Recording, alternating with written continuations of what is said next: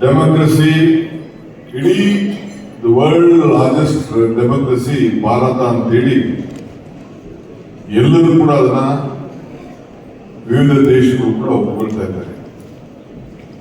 ಬಸವಣ್ಣನ ನಾಡಿನಲ್ಲಿ ನಾವಿದ್ದೇವೆ. ಬಹುಶಃ ನಮ್ಮ ಇತಿಹಾಸ ಲೆಕ್ಕ ಹಾಕೊಂಡ್ರೆ ಬಹುಶಃ ಬಸವಣ್ಣನ ಕಾಲದಿಂದ ಅನುಭವ ಮಂಟಪವನ್ನು ಮಾಡಿ ಸರ್ವರಿಗೂ ಸಮಬಾಳು ಸಮಪಾಲು ಅಂತ ಹೇಳಿ ನಮ್ಮ ಘೋಷಣೆ ಇದೆ. ಆವತ್ತೇ ಎಲ್ಲ ಧರ್ಮ ಜಾತಿ ಪಂಗಡ ಎಲ್ಲರೂ ಕೂಡ ಸಮಾನತೆ ಕೊಟ್ಟು ಈ ವ್ಯವಸ್ಥೆಯನ್ನು ನಮ್ಮ ರಾಜ್ಯದಿಂದ ಹುಟ್ಟುವುದಕ್ಕೆ ಇತಿಹಾಸ ಹೇಳ್ತದೆ. ಇವತ್ತು ನಾವೆಲ್ಲ ಈ ಮತದಾನದ ಮೌಲ್ಯದ ಬಗ್ಗೆ ಚರ್ಚೆ ಮಾಡ್ತಾ ಇದ್ದೇವೆ. Ballot is stronger then the bullet ಅನ್ನೋ ಮಾತನ್ನು ಕೂಡ ನಾವು ಕೇಳಿದ್ದೇವೆ. ನಮ್ಮ ಮಹದೇವಪ್ಪನವರು ಬಹಳ ಚೆನ್ನಾಗಿ ಪ್ರಾಸ್ತಾವಿಕವಾಗಿ ಮಾತಾಡಿದ್ರು. ಅವರು ಯೂನಿವರ್ಸಿಟಿಗಳಿಗೆ ಹೋಗಿ ಪ್ರವಚನ ಮಾಡಬೇಕು. ಮೋರ್ ಎಫಿಷಿಯಂಟ್ ಯಾಕೆಂದ್ರೆ ಹೊಸ ಪೀಳಿಗೆಗೆ ಈ ವಿಚಾರ ತಿಳಿಸ್ಬೇಕು. ನಮ್ಮ ಮಕ್ಕಳೆಲ್ಲ ಇಲ್ಲಿದ್ದಾರೆ, ವಿದ್ಯಾರ್ಥಿಗಳೆಲ್ಲ ಇದ್ದಾರೆ. ನಿಮ್ಗೆ 18 ವರ್ಷ ಆದ್ಮೇಲೆ ಈ ಮತದಾನದ ಹಕ್ಕನ್ನ ಏನು ಬೆಲೆ ಅನ್ನೋ ಬಹುಶಃ ನಿಮ್ಗೆ ಅರ್ಥ ಆಗ್ತದೆ. ಈ ಪಾಲಿಟಿಕ್ಸ್ ಅಲ್ಲಿ 49 is 0, 51 is 100. 49 0 ಆಗೋಯ್ತದೆ, 51 100 ಆಗೋಯ್ತದೆ.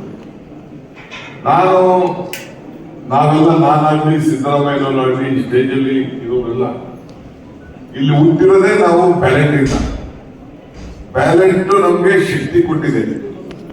ಬ್ಯಾಲೆಟ್ ಜನ ವೋಟ್ ಹಾಕೋದಕ್ಕೆ ಇವತ್ತು ನಾವೆಲ್ಲಿ ಮಂತ್ರಿಗಳಾಗಿ ಡೆಪ್ಟಿ ಸಿಎಂ ಆಗಿ ಇಲ್ಲಾಂದ್ರೆ ಜವಾಬ್ದಾರಿ ಸ್ಥಾನದಲ್ಲಿ ಶಾಸಕರಾಗಿ ನಾವೆಲ್ಲ ಇಲ್ಲಿ ಕೂತಿದ್ದೇವೆ. ನಾನು 7ನೇ ಕ್ಲಾಸಲ್ಲೇ ಎಲೆಕ್ಷನ್ಗೆ ಬಂದಿದ್ದೆ. ಆಗ ನಮ್ಮ ಸ್ಕೂಲಲ್ಲಿ ಈಗೆಲ್ಲ ಈ ಕಾಲೇಜ್ಗಳಲ್ಲಿ ಸ್ಕೂಲ್ಗಳಲ್ಲಿ ಎಲೆಕ್ಷನ್ ನಿಲ್ಲಿಸ್ಬಿಟ್ಟಿದ್ದಾರೆ. ನಮ್ಮ ಸರ್ಕಾರ ಈ ನಾಯಕತ್ವವನ್ನ ಬೆಳೆಸಬೇಕು. ಏಕೆಂದ್ರೆ ಪಂಚಾಯತ್ ಟು ಪಾರ್ಲಿಮೆಂಟ್ ನಾಯಕರುಗಳನ್ನು ನಾವು ಬೆಳೆಸಲೇಬೇಕಾಗ್ತದೆ. ಇದು ನಮ್ಮ ಪ್ರೈಮರಿ ಡ್ಯೂಟಿ. ಕೋಆಪರೇಟಿವ್ ಸೆಕ್ಟರ್ ಇರ್ಬೋದು, ಬೇರೆ ಕಡೆ ಇರ್ಬೋದು. ಈ ಲೀಡರ್ಶಿಪ್ ಕ್ವಾಲಿಟಿ ನಾವು ಬೆಳೆಸಲಿಲ್ಲ ಅಂತಂದ್ರೆ ಸ್ಪರ್ಧಾ ಪ್ರಪಂಚದಲ್ಲಿ ನಾವು ಅವ್ರನ್ನ ಜನಕ್ಕೆ ನಾವು ಮುಂದಕ್ಕೆ ಆಗಿಲ್ಲ ಅಂತಂದ್ರೆ ಯಶಸ್ಸನ್ನ ಕಾಣಲಿಕ್ಕೆ ಸಾಧ್ಯ ಇಲ್ಲ. ಸೊ ಹಾಗೆ ನಾನು 7ನೇ ಕ್ಲಾಸ್ ಇರ್ಬೇಕಾದ್ರೆ ನಮ್ಮ ಸ್ಕೂಲಲ್ಲೆಲ್ಲ ಆಗ 2ನೇ ಕ್ಲಾಸಿಂದ 7ನೇ ಕ್ಲಾಸ್ ವರೆಗೂ ಕೂಡ ವೋಟಿಂಗ್ ರೈಟ್ ಕೊಟ್ಟಿದ್ರು. ನಮ್ಗೆ ಆಗೆಲ್ಲ ನಿಲ್ಲಿಸ್ಬಿಟ್ಟು ಕೊನೆಗೆ ಈ ಇದನ್ನ ಹೆಂಗೆ ಬ್ಯಾಲೆಟ್ ಇದೆ ಅಂತ ಹೇಳಿ ಅದನ್ನ ತಿಳಿಸಿ ನನಗೆ ಆಗ ಸ್ಟಾರ್ ನನ್ನ ಸಿಂಬಲ್ ಅವತ್ತಿನ ಕಾಲದಲ್ಲಿ ಸ್ಕೂಲಲ್ಲಿ ಎಲೆಕ್ಷನ್ ಕೊಟ್ಟಾಗ ಅಲ್ಲಿಂದ ಇಲ್ಲಿವರೆಗೂ ಮುಟ್ಟಿದ್ದೀನಿ. ನಾನು ಇಲ್ಲಿವರೆಗೂ ಬೆಳೆದಿದ್ದೀನಿ. ಸೊ ಅದಕ್ಕೆ ನಮ್ಮ ಸರ್ಕಾರ ಕೂಡ ಮುಂದಿನ ದಿನದಲ್ಲಿ ಈ ಯಂಗ್ ಲೀಡರ್ಸ್ಗೆ ಸ್ಟೂಡೆಂಟ್ಸ್ಗೆ ಈ ಒಂದು ಪ್ರಜಾಪ್ರಭುತ್ವದ ಮೌಲ್ಯ ಮತದಾನದ ಶಕ್ತಿ ಏನದನ್ನ ಅರಿವು ಮೂಡಿಸಬೇಕು ಅನ್ನೋ ದೃಷ್ಟಿಯಿಂದ ಇಂಥ ಒಂದು ದೊಡ್ಡ ಕಾರ್ಯಕ್ರಮವನ್ನ ಈ ವಿಶ್ವ ಡೆಮಾಕ್ರಸಿ ಡೇ ಅನ್ನ ನಾವು ಆಚರಣೆ ಮಾಡಬೇಕು ಅಂತೇಳಿ ತೀರ್ಮಾನ ಮಾಡಿ ಇವತ್ತು ನಿಮ್ಮೆಲ್ಲ ಇವತ್ತು ಸೇರಿಸಿದ್ದೇವೆ. ಒಂದು ನೀವೆಲ್ಲ ಗಮನ ಇಟ್ಕೊಳ್ಬೇಕು. ಈಗ ನಮ್ಮ ಮುಖ್ಯಮಂತ್ರಿಗಳು ನಮ್ಮ ಮಹದೇವಪ್ಪವರೆಲ್ಲ ಮೈಸೂರು ಭಾಗದವರು. ನಮ್ಮ ಚಾಮರಾಜನಗರ MP ಇದ್ರು ಧ್ರುವನಾರಾಯಣ ಗಿಲ್ಲ ಅವರ ಮಗ ಈಗ MLA. ಒಂದೇ ಓಟಿಂದ ಆತ ಗೆದ್ದಿತ್ತು. ಒಂದೇ ಓಟಲ್ಲಿ ಗೆದ್ದಿ ಆತ MLA. ಅದಾದ್ಮೇಲೆ ಪಾರ್ಲಿಮೆಂಟ್ ಮೆಂಬರ್ ಅದ. ಆ ಒಂದು ಓಟು ಅವ್ರ ಮನೆ ಡ್ರೈವರ್ ಅಂತೆ ಒಂದು ಓಟ್ ಹಾಕಲಿಲ್ಲ. ಅವರು ಮೈಸೂರಿಂದ ಬಂದು ಅಪೋಸಿಷನ್ ಪಾರ್ಟಿ ಕೃಷ್ಣಮೂರ್ತಿ ಗಿಲ್ಲರಲ್ಲ ನಮ್ಮ ಆಚೆನವ್ರ ಮಗ, ಅವರು ಕೊಳ್ಳೇಗಾಲ MLA. ಅವರು ಮನೆ ಕುಟುಂಬ ಬಂದು ಟೈಮ್ ಆಗೋಯ್ತು ಅಂತ ಹೋಗಿ ಊಟ ಹಾಕಲಿಲ್ಲ. ಅವ್ರು ಬಂದು ಆ ಕುಟುಂಬದವ್ರು ಓಟ್ ಹಾಕ್ಬಿಟ್ಟಿದ್ರೆ ಕೊನೆಗೆ ಯೂಸ್ ಮಾಡ್ತಾರೆ. ಸೊ ಕೊನೆಗೆ ಅದಾದ್ಮೇಲೆ ಪಾರ್ಲಿಮೆಂಟ್ ಗೆದ್ದ, ಅಸೆಂಬ್ಲಿನೂ ಗೆದ್ದ ಆಯ್ತು. CP ಜೋಶಿ ನಮ್ಮ ರಾಜಸ್ಥಾನ 2 ಓಟ 1 ಓಟಲ್ಲ ಸೋತೋಗ್ಬಿಟ್ರು ಅವರು. ಇಲ್ಲ ಇಡೋದು ಚೀಫ್ ಮಿನಿಸ್ಟರ್. ಸೊ ಹಂಗೆ ಒಂದೊಂದು ಓಟು ಕೂಡ ಬಹಳ ಮುಖ್ಯವಾದಂತಹ ವಿಚಾರ ಅನ್ನೋದನ್ನ ಈ ಸಂದರ್ಭದಲ್ಲಿ ಹೇಳಲಿಕ್ಕೆ ನಾನು ಬಯಸ್ತಾ ಇದ್ದೇನೆ. ನಾಯಕರುಗಳ ಇವತ್ತು ಇಂಜಿನಿಯರ್ಸ್ ಡೇ. ಬೆಳಗ್ಗೆ ತಾನೆ ನಾನು ಸರ್ ವಿಶ್ವೇಶ್ವರಯ್ಯನವರಿಗೆ ನಮನವನ್ನು ಸಲ್ಲಿಸಿ ಅವರ ಪುತ್ಥಳಿಗೆ ಹೋಗಿ ಈಗ ಸಾಯಂಕಾಲ ಕೂಡ ಇದೆ ಇಂಜಿನಿಯರ್ಸ್, ಅದು ಕೂಡ ಇವತ್ತು ಬಹಳ ಪವಿತ್ರವಾದಂತ ದಿನ. ಸೊ ವಿಶ್ವದಲ್ಲೇ ಇವತ್ತು ನಾವು ಇದನ್ನೆಲ್ಲ ನಾವು ಆಚರಣೆಯನ್ನು ನಾವು ಮಾಡ್ತಾ ಇದ್ದೇವೆ. ಇದು ಯಾವುದೋ ಒಂದು ಇತಿಹಾಸ ಹಿಂಗೆ ನನ್ನ PA ಬರ್ಕೊಟ್ಟಿದ್ದನ್ನ ನಾನು ನೋಡ್ತಾ ಇದ್ದೆ. ಕೃಷ್ಣ ಕೇಳ್ತಾನೆ, ನೂರಾರು ಜನ ವೀರಿಗಳಿದಾರಲ್ಲ ಏನ್ ಮಾಡೋದು, ಇಷ್ಟೋ ಜನ ಕಲ್ಲೆಸಿತಾ ಇದಾರಲ್ಲ ಏನ್ ಮಾಡೋದು ಅಂತ ಸಾವಿರಾರು ಜನ ನನಗೆ ಮಾಡ್ತಾರೆ ಅಂತೇಳಿ ಅರ್ಜುನ್ಗೂ ಕೃಷ್ಣನ್ಗೂ ಸಂಭಾಷಣೆ ನಡೀತದೆ. ಆ ಕೊನೆಗೆ ಕೃಷ್ಣ ಹೇಳ್ತಾರೆ, ನಿನ್ಗೆ ಕೊನೆಗೆ ನೋಡಪ್ಪ ನೂರಾರು ಜನ ಹೊಡಿಬಹುದು, ಬಿಲ್ ಹೊಡಿಬಹುದು, ಬಾಣ ಬೀಸಾಕ್ಬೋದು, ಇನ್ನೊಂದು ಮಾಡ್ಬೋದು, ಕೊನೆಗೆ ರಕ್ಷಣೆ ಮಾಡಕ್ಕೆ ಯಾರೋ ಒಬ್ರು ಇರ್ತಾರೆ ಅಂತ ಅವತ್ತಿನ ಕಾಲದಲ್ಲಿ ಹೇಳ್ತಾರೆ. ಹಂಗೆ ಇವತ್ತು ಈ ಪ್ರಜಾಪ್ರಭುತ್ವದ ಡೆಮೋಕ್ರಸಿಯಲ್ಲಿ the balance will save you from all this issue ಅಂತ ನಿಮ್ಮ ಕೊನೆಗೆ ವಿಚಾರಗಳನ್ನ ಏನೇ ಇದ್ರು ಕೂಡ ಅಲ್ಟಿಮೇಟ್ಲಿ ನೀವು ತೆಗೆದುಕೊಳ್ಳುವಂತ ತೀರ್ಪಿದೆಯಲ್ಲ, ಈ ತೀರ್ಪಿನಲ್ಲಿ ನಿಮ್ಮ ಬ್ಯಾಲೆನ್ಸ್ ನಿಮ್ಮ ರಕ್ಷಣೆ ಮಾಡ್ತದೆ.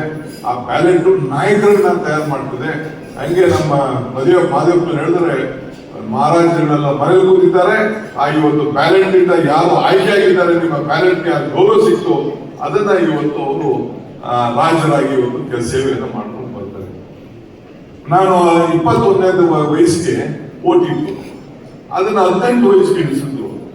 ನಾನು ಪಾರ್ಲಿಮೆಂಟ್ಗೆ ಹೋಗಿದ್ದೆ, ಚಂದ್ರಶೇಖರ್ ಮೂರ್ತಿ ನಮ್ಮ MP ಅವ್ರ ಕೈಲಿ ಒಂದು ಇದನ್ನ ಪಾಸ್ ಆಗುತ್ಕೊಂಡು ಪಾರ್ಲಿಮೆಂಟ್ಗೆ ಕೂತಿದ್ದೆ. ಏನ್ ಚರ್ಚೆ ನಡೀತದೆ, ಏನ್ ರಾಜೀವ್ ಗಾಂಧಿ ಪ್ರೈಮ್ ಮಿನಿಸ್ಟರ್ ಏನ್ ದೊಡ್ಡ ಟೀಕೆ ಮಾಡ್ತಾ ಇದ್ರು, ಇದನ್ನ ಏನು ಆಡೋ ಹುಡುಗರುಗಳಿಗೆಲ್ಲ ಓಟ್ ಕೊಟ್ಬಿಡ್ತಾ ಇದ್ರಿ ನೀವು, 18 ವಯಸ್ಸು ಹುಡುಗರು ಏನೋ ಎಳಸು ಅವ್ರಿಗೆಲ್ಲ ಓಟ್ ಕೊಟ್ಬಿಡ್ತಾ ಇದ್ರಿ ಅಂತೇಳಿ ದೊಡ್ಡ ಟೀಕೆ ಆಲ್ ಅಪೋಸಿಷನ್ ಪಾರ್ಟಿಯವರೆಲ್ಲ ರಾಜೀವ್ ಗಾಂಧಿ ಮೇಲೆ ಏನ್ ಬೀಳ್ತಾ ಇದ್ರು. ಅವರು ಸಂವಿಧಾನದ ಒಂದು 21ರಿಂದ 18 ವಯಸ್ಸಿಗೆ ಇಳಿಸ್ಬೇಕು ಅಂತ ತೀರ್ಕೊಂಡು ಬಂದ್ರು. ಆಗ ರಾಜೀವ್ ಗಾಂಧಿ ಅವರು ಉತ್ತರ ಕೊಡ್ಬೇಕಾದ್ರೆ ಒಂದು ಮಾತು ಹೇಳ್ತಾರೆ. ಏನ್ ಹೇಳ್ತಾರೆ ಅಂತಂದ್ರೆ, ನೋಡಿ ಪ್ರಜಾಪ್ರಭುತ್ವ ವ್ಯವಸ್ಥೆಯಲ್ಲಿ ಈಗ SLC ಪಾಸ್ ಮಾಡಿದ್ರು 14-15 ವರ್ಷಕ್ಕೆ ಮಾಡ್ತಾರೆ. 14 ವಯಸ್ಸಿಗೆ ನಾವು ಈ ಪೊಲೀಸ್ ಕೆಲಸಕ್ಕೆ ನಾವು ತೆಗೆದುಕೊಳ್ತೀವಿ, ಮಿಲಿಟರಿಗೆ ತೆಗೆದುಕೊಳ್ತೀವಿ. ಮಿಲಿಟರಿಗೆ ಮಾಡೋರಿಗೆಲ್ಲ ಈ ದೇಶ ರಕ್ಷಣೆ ಮಾಡುವಂತ ಬಂದೂಕ ಕೊಟ್ಬಿಟ್ಟು ನಾವು ನಿಲ್ಲಿಸ್ತೀವಿ. ಅವನ್ನ ಹುಡುಗನ ಬಗ್ಗೆ ವಿಶ್ವಾಸ ಇಟ್ಟು, ಆ ಯುವಕನ ಬಗ್ಗೆ ವಿಶ್ವಾಸ ಇಟ್ಟು ಈ ದೇಶ ರಕ್ಷಣೆ ಮಾಡುವಂತ ನಾವು ಕೊಡ್ತಾ ಇದ್ದೀವಿ. ಬಟ್ ಅದೇ ಆ ಯುವಕರ ಮೇಲೆ ನೀನು ಒಬ್ಬ ನಾಯಕರನ್ನ ಆಯ್ಕೆ ಮಾಡಕ್ಕೆ, MLA ಆಯ್ಕೆ ಮಾಡಕ್ಕೆ, MP ಆಯ್ಕೆ ಮಾಡಕ್ಕೆ, ಒಬ್ಬ ಪಂಚಾಯತಿ ಮೆಂಬರ್ ಆಯ್ಕೆ ಮಾಡಕ್ಕೆ ನಿನ್ನ ಮೇಲೆ ನಂಬಿಕೆ ಇಲ್ಲ ಅಂತ ಹೇಳಿದ್ರೆ ತಪ್ಪಾಗ್ತದೆ. I believe in the youth of this country, that is why I decided to give the vote for 18 years ಅಂತ ಹೇಳಿ ರಾಜೀವ್ ಗಾಂಧಿ ಅವರು ದೊಡ್ಡ ತೀರ್ಮಾನ ಇವತ್ತು 18 ವರ್ಷಕ್ಕೆ ಎಲ್ಲರೂ ಕೂಡ ವೋಟ್ ಬಂದಿದೆ. ಹಂಗೆ 18 yearsಗೆ ಇವತ್ತು ನಮ್ಮ ಎಲ್ಲರೂ ಕೂಡ ಹಕ್ಕನ್ನ ನಮ್ಮ ಪದ್ಧತಿಯಲ್ಲೂ ಕೂಡ ಮದುವೆ ಮಾಡ್ಕೊಳ್ಳೋಕ್ಕೂ ಕೂಡ ಏಜ್ ಅನ್ನು ನಾವು ಕೊಟ್ಟಿದ್ದೇವೆ.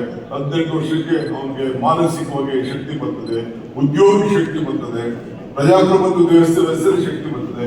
ಆ ನಾಯಕರನ್ನ ಪಾರ್ಲಿಮೆಂಟ್ ಕಳ್ಸಕ್ಕೆ, ಆ ಪಾರ್ಲಿಮೆಂಟ್ಗೆ MP ಹೋದ ತಕ್ಷಣ ಅವರು ಈ can become A prime minister, ಈ ಕ್ಯಾನ್ ಬಿಕಮ್ ಎ ಮಿನಿಸ್ಟರ್. ಇಲ್ಲಿ MLA ಆದ ತಕ್ಷಣ ಈ can become A chief minister, ಈ ಕ್ಯಾನ್ ಬಿಕಮ್ ಎ ಮಿನಿಸ್ಟರ್. ಅವನು ಕಾರ್ಪೊರೇಷನ್ ಆಗ್ಬೋದು, ಪಂಚಾಯತಿ ಆಗ್ಬೋದು, ಹಂಗ ಆಗ್ತದೆ. ಸೊ ಹಂಗೆ ಮುಂದಿನ ದಿನದಲ್ಲಿ ನಾಯಕತ್ವ, ಪ್ರಜಾಪ್ರಭುತ್ವ, ಈಗ ನೋಡಿ ನಾವು ಈಗ ವಿಧಾನಸೌಧದಲ್ಲಿ ಇದ್ದೀವಿ, ದಿಸ್ ಇಸ್ ಅಡ್ಮಿನಿಸ್ಟ್ರೇಷನ್, ಎದುರುಗಡೆ ಕೋರ್ಟ್ ಇದೆ. ಡೆಮೋಕ್ರಸಿಯಲ್ಲಿ ನ್ಯಾಯಾಂಗ, ಶಾಸಕಾಂಗ, ಕಾರ್ಯಾಂಗ, ಪತ್ರಿಕಾರಂಗ, ಇವೆಲ್ಲ ಪಿಲ್ಲರ್ಸ್ ಆಫ್ ಡೆಮೋಕ್ರಸಿ. ಒಂದ್ ಕಡೆ ನಾವೇನಾದ್ರು ತಪ್ಪು ಮಾಡಿದ್ರೆ ಒಂದ್ ಕಡೆ ಕೋರ್ಟ್ ಇರ್ತದೆ, ಇನ್ನೊಂದ್ ಕಡೆ ಏನಾದ್ರು ತಪ್ಪು ಮಾಡಿದ್ರೆ, ಕಾರ್ಯಾಂಗ ತಪ್ಪು ಮಾಡಿದ್ರೆ ಅದಕ್ಕೆ ಟೀಕೆ ಮಾಡಲಿಕ್ಕೆ ಮಾಧ್ಯಮ ಇರ್ತದೆ. ಹಿಂಗೆ ನಾವು ತಪ್ಪು ಮಾಡಿದ್ರು ಮಾಧ್ಯಮ ಇರ್ತದೆ. ಹಂಗೆ ನಾವೆಲ್ಲ ಸೇರಿ ಒಟ್ಟಿಗೆ ಈ ಸಂದರ್ಭದಲ್ಲಿ ನಾವು ಕೆಲಸವನ್ನ ಈ ಸಂದರ್ಭದಲ್ಲಿ ಮಾಡ್ಬೇಕಾಗ್ತದೆ. ಹೆಚ್ಚಿಗೆ ಮಾತಾಡಕ್ ಹೋದ್ರೆ ಬೇಕಾದಷ್ಟು ನಾನು ನಮ್ಮ ಮಾದೇವಪ್ಪ ಲೆಕ್ಚರ್ ಮಾಡಕ್ ಹೋಗುದಿಲ್ಲ. I wish you all the best. Youngsters ಬಂದಿದ್ರಿ, ಮುಂದಿನ ದಿನದಲ್ಲಿ ನಿಮ್ಮ ಭವಿಷ್ಯ, ಮತದಾನದ ಹಕ್ಕು, ಈಗ ಮತ ಕಳ್ತನ ಮಾಡ್ಬೇಕು ಅಂತ ಹೊರಟ್ಬಿಟ್ಟಿದ್ದಾರೆ. ಈಗ ರಾಹುಲ್ ಗಾಂಧಿ ಅವರು ಇದ್ರ ಬಗ್ಗೆ ಒಂದು ದೊಡ್ಡ, ಇಡೀ ದೇಶದಲ್ಲೇ ಒಂದು ದೊಡ್ಡ ಅಧ್ಯಯನ ಮಾಡ್ತಿದ್ದಾರೆ. ನಮ್ಮ ರಾಜ್ಯದಲ್ಲೇ ಬೇಕಾದಷ್ಟು ಹೆಚ್ಚು ಆಯ್ತು. ಮನೆಗೆ ಹೆಂಗೋ ಏನೋ ನಿಮ್ಮೆಲ್ಲರ ಕೃಪೆಯಿಂದ, ಆಶೀರ್ವಾದದಿಂದ ಈ ರಾಜ್ಯದಲ್ಲಿ ಒಂದು ಸರ್ಕಾರ ಮಾಡಿ 136 ಜನ ಗೆದ್ದು ಜನರ ಬದುಕಿಗೆ ಒಂದು ದೊಡ್ಡ ಬದಲಾವಣೆ ಮಾಡುವಂಥದ್ದು, ಒಂದು ಮಾರ್ಗದರ್ಶನ ಮಾಡಿಕೊಂಡು ಇಡೀ ದೇಶಕ್ಕೆ ಒಂದು ದೊಡ್ಡ ಸಂದೇಶವನ್ನು ಕೊಡುವಂತ ಒಂದು ದೊಡ್ಡ ಬಡವರ ಬದುಕಿನಲ್ಲಿ ಭಾಗಿಯಾಗುವಂತ ಒಂದು ಸರ್ಕಾರ ಕೂಡ ನೀವೆಲ್ಲ ತಂದು ಕೊಟ್ಟಿದ್ರಿ. ಯಾವುದರಿಂದ? ಈ ಬ್ಯಾಲೆಟ್ ಇಂದ. ಈ ಬ್ಯಾಲೆಟ್ ನ ಉಳಿಸ್ಬೇಕು, ಪ್ರಜಾಪ್ರಭುತ್ವ ಉಳಿಸ್ಬೇಕು. ಆ ಹಕ್ಕು, ಜವಾಬ್ದಾರಿ ನಿಮ್ ಕೈಲಿದೆ. ಸೊ ನೀವೆಲ್ಲ ಕೂಡ ಇವತ್ತ ಒಂದು ಬಲಿಷ್ಠವಾದಂತಹ ಸಮಾಜದ ಕಳಕಳಿ ಇರುವಂತಹ ಒಂದು ಸರ್ಕಾರ ತರಲಿಕ್ಕೆ ತಾವೆಲ್ಲ ಪಾತ್ರರಾಗಿದ್ದೀರಿ. ಮುಂದಿನ ದಿನದಲ್ಲೂ ಕೂಡ ನಿಮ್ಮಲ್ಲಿ ಅಪಾರವಾದಂತಹ ವಿಶ್ವಾಸವನ್ನ ಬೆಳೆಸ್ತೇವೆ. ನೀವೆಲ್ಲ ನಾಯಕರಾಗಬೇಕು. ನಿಮ್ಮಿಂದ ಈ ದೇಶಕ್ಕೆ ಒಂದು ದೊಡ್ಡ ಸಮೃದ್ಧಿಯಾದಂತಹ ಒಂದು ರಾಷ್ಟ್ರ ನಿರ್ಮಾಣ ಮಾಡಲಿಕ್ಕೆ ಆಸಕ್ತಿ ಆಗ್ಬೇಕು. ಅದನ್ನ ಮುಂದಕ್ಕೆ ಒಂದು ಉತ್ತಮವಾದಂತಹ ಆಲೋಚನೆ ಇರಲಿ ಅಂತ ಹೇಳಿ ತಮ್ಮನ್ನು ಪ್ರಾರ್ಥಿಸಿ ತಮ್ಮೆಲ್ಲ ಶುಭವನ್ನು ಹಾರೈಸಿ ನಾನು ಮಾತು ಮುಗಿಸ್ತೇನೆ. ನಮಸ್ಕಾರ. ಹೆಚ್ಚಿನ ವಿಡಿಯೋಗಳಿಗೆ ಪ್ರತಿಧ್ವನಿ ಯೂಟ್ಯೂಬ್ ಚಾನೆಲ್ ಸಬ್ಸ್ಕ್ರೈಬ್ ಮಾಡಿ, ಬೆಲ್ ಐಕಾನ್ ಕ್ಲಿಕ್ ಮಾಡಿ.